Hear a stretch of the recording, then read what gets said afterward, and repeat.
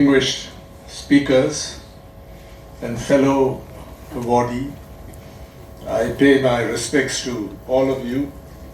You represent outstanding achievements and dedicated and committed service across several fields. We just heard one of the most brilliant ministers of any government in India, my dear friend PTR, Honorable Minister for IT and Digital Services, and also my great friend, long-standing friend, Dr. Vasanthi Devi, who we persuaded that she leave, not stay too long, because that will be a strain on her. My friend, the Bishop, and my colleague, younger colleague, N.Ram, and Dawood Miak Khan Sahib, grandson of the great statesman, an outstanding leader, in whose name we meet today, Quaid millath,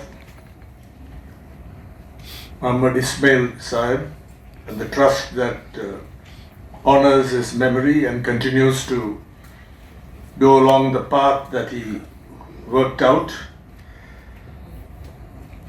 Friends, my younger colleague N.Ram, who was reader's editor of the Hindu and has had many assignments before that and after that, now with the Roja Muttaya Library, heading a division on contemporary affairs. So I'm honored and humbled to be here today to respond to the award as well as the felicitations. I thought I'll devote the minutes allotted to me to speaking about what this is all about.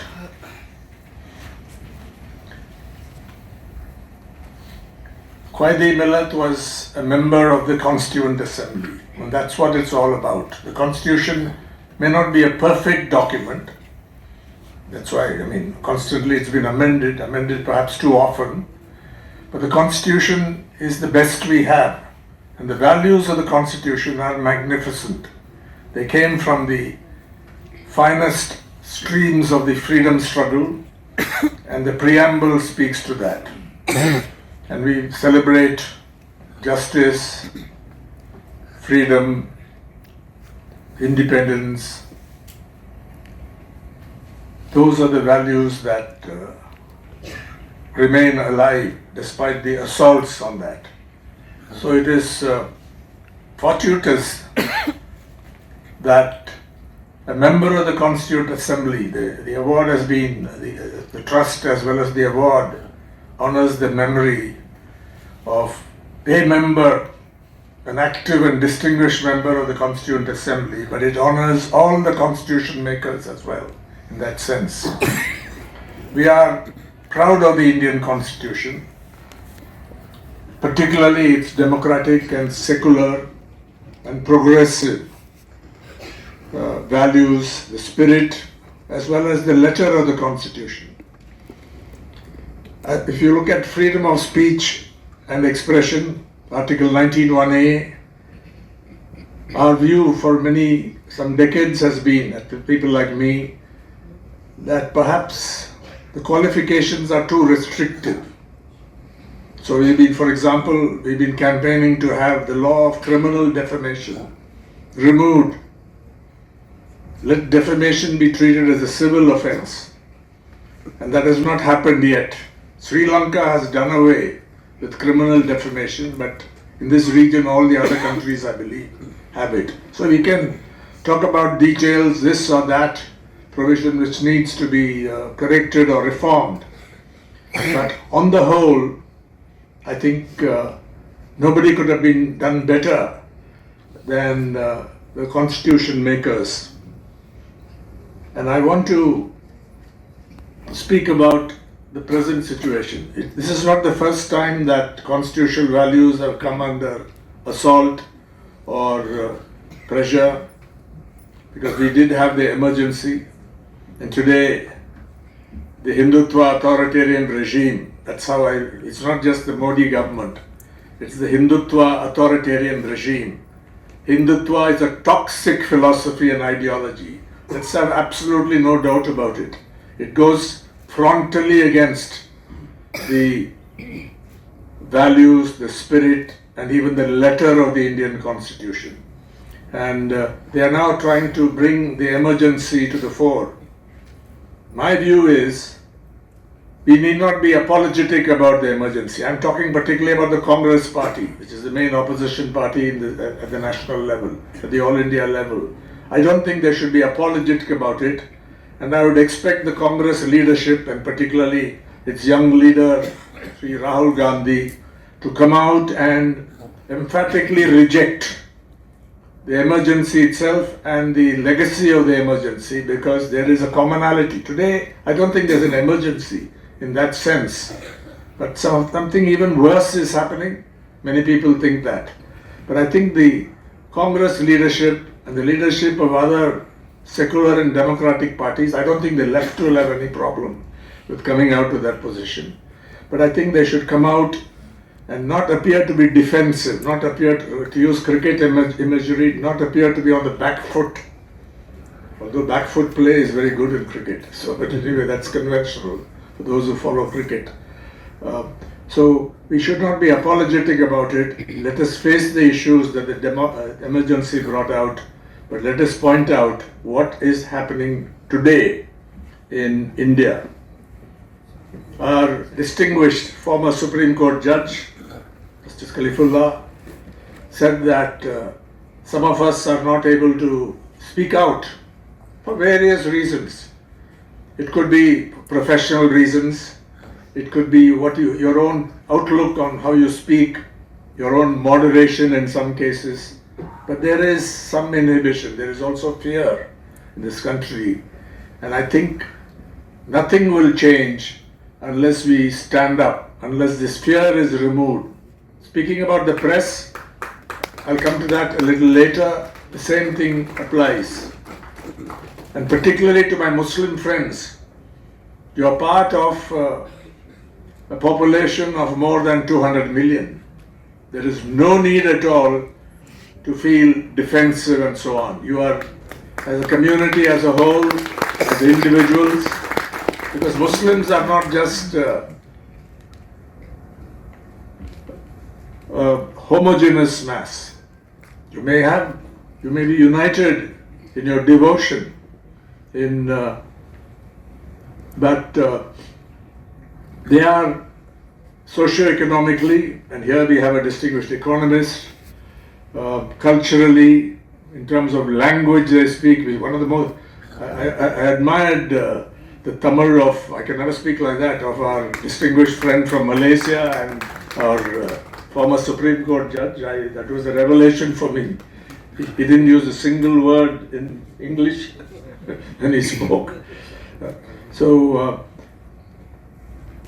They may speak different languages. There are, for example, in this state there are Urdu-speaking Muslims and there are Tamil-speaking Muslims. In Sri Lanka also, Muslims don't consider themselves Tamil, but because they are classified separately. But some of the best Tamil in Sri Lanka, I know, is spoken by Muslims, not just in the north and east, but right across the country. So you have this very heterogeneous, pluralistic features of this community. It's not just one mass, but it's got a lot of resources in terms of intellectual resources, in terms of socio-economic resources. Of course, on the whole, as the HR committee pointed out, I think they are severely underrepresented in the administrative arms of the government, in the armed forces, in the bureaucracy,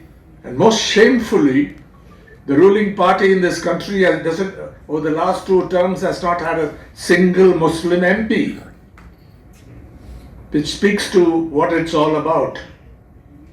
So let's not have I don't think anyone here has illusions about this, but this is a very serious, grave situation in this country. The recent Lok Sabha elections threw up some very promising results in some respects. I think the ground beneath the Prime Minister's feet has shifted. Cracks have begun to appear. Of course, we shouldn't be complacent or underestimate what they can do even in this situation, but they do not have a majority. And that's the difference between the first two terms, particularly the second term, and now. And here lies some scope for hope, for doing better what democratic and secular forces have been doing over the last decade or so. But let's look at this path of incremental authoritarianism, softening up wherever possible, softening up and wherever possible suborning constitutional and democratic institutions and undermining India's already stressed secular foundations.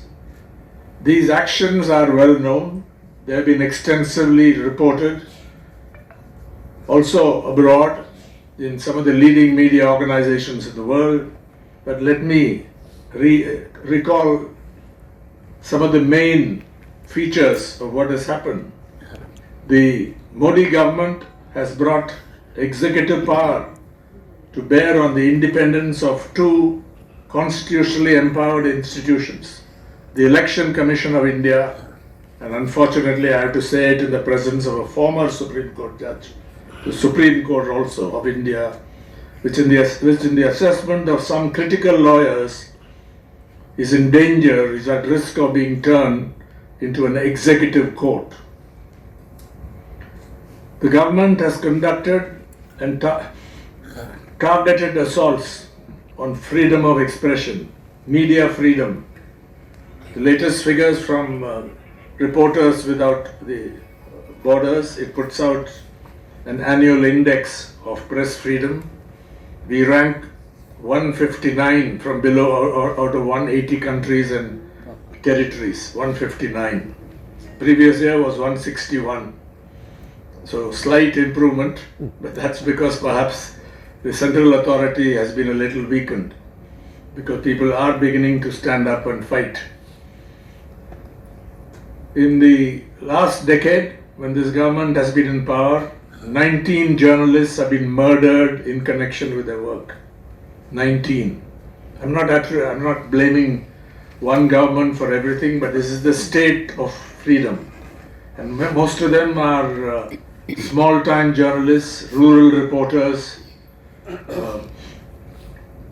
who work hard and are not paid very much, but they do some investigation, they seek truth, they seek to stand up to unjust actors, whether it's the government or some mafia. They have been murdered. We are not talking about private disputes. We're talking about those who are murdered in connection with their work.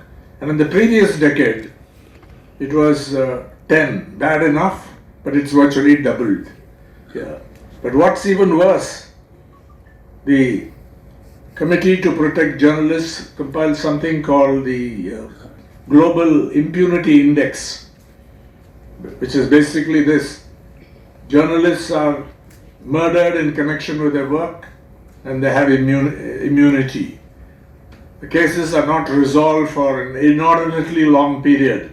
Therefore, they figure in this index, and unfortunately, as I have often pointed out, India is a founding and permanent member of this club of shame, where journalists get murdered in connection with their work. I'm not exaggerating here.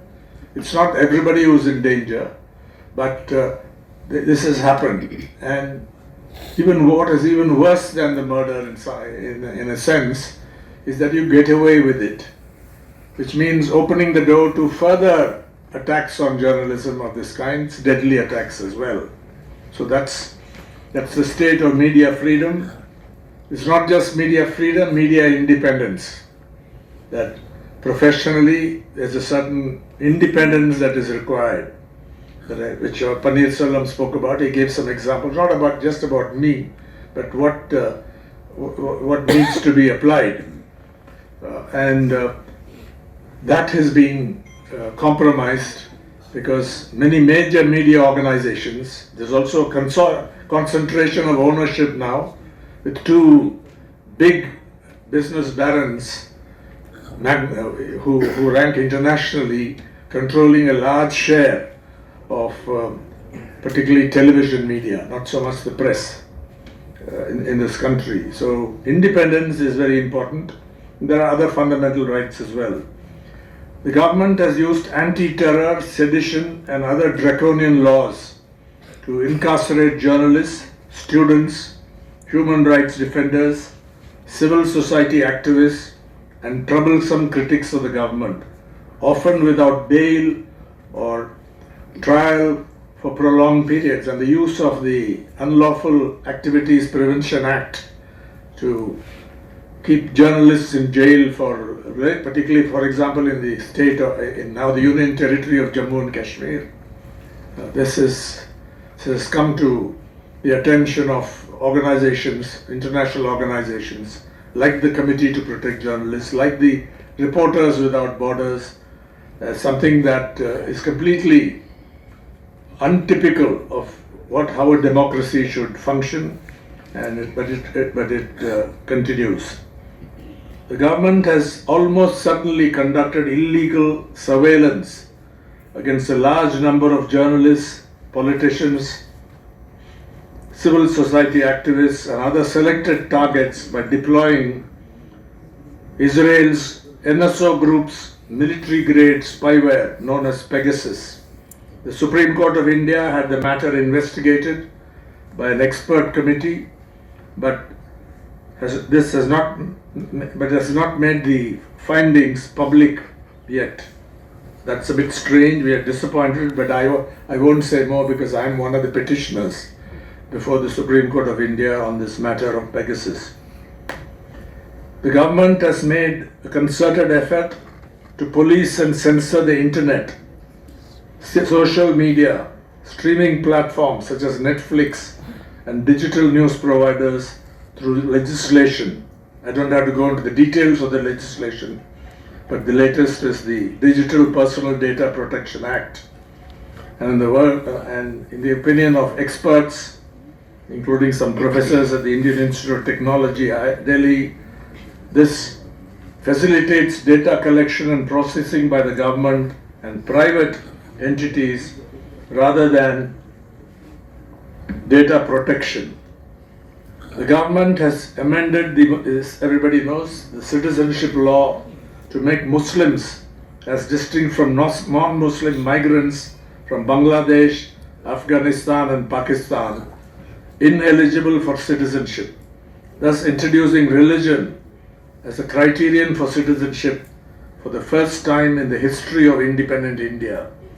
Viewed along with the National Population Register and the National Register of Citizens, two bureaucratic exercises of unprecedented scale and potential menace, the Citizenship Amendment Act 2019 poses a direct challenge, not just to Muslims, but to India's democratic and secular polity and to political stability as well. The government has deployed, I'm talking about the union government here, brutal force to suppress democratic protests, notably demonstrations in December 2019 against those changes in the citizenship law that discriminate against Muslims, and through 2020 and 2021 demanded the repeal of three laws seen as favoring corporate India at the expense of farmers. There, the protesters won, as has been mentioned earlier, but they paid quite a high price. The government has systematically misused agencies of the state responsible for countering crime, corruption, income tax violations and money laundering in order to go after and arrest political opponents, including ministers, chief ministers and legislators. And you will not find a single BJP minister or MP or MLA in that list. They have immunity. By abrogating without discussion in Parliament Article 370 of the Constitution, which granted a special autonomous status to Jammu and Kashmir, and by downgrading the state to the status of a union territory, the government has dealt a serious blow to the concept of Indian federalism, or at least quasi-federalism, because we don't have a full-fledged federalism. Finally, the Modi government has made use of governors who are openly partisan in an attempt to undermine the elected state governments run by opposition parties, thus embittering relations between the states and the national government in several cases. This is not an exhaustive list, but I think it's enough to make our point what this is all about. I don't want to go on much longer. These are issues before us. I think there is no need to feel defensive in any way when we are reminded of the emergency. This is not an emergency, but we are looking at authoritarianism in the face. It has been weakened a little bit, at least the basis of it has been weakened, but we cannot be complacent. And the only way to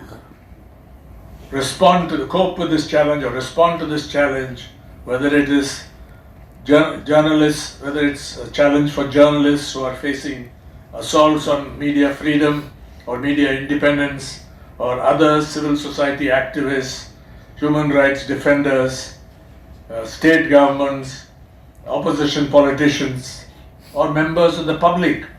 Just because you belong to a certain community, the only way is to stand up and fight peacefully within the framework of the democratic and secular constitution. But without standing up, we are not going to be able to overcome this grave situation and or meet these challenges. I thank the trust, and particularly my dear friend Dawood Yakan Sahib, for keeping in touch and conducting this function, bringing such a distinguished group of people here. Also my old friend G. Ramakrishnan, who came up and made some, as our former Supreme Court judge said, profound. I really admired the way he communicated profound ideas in a very brief speech without any preparation. And I thank you for these memorable moments.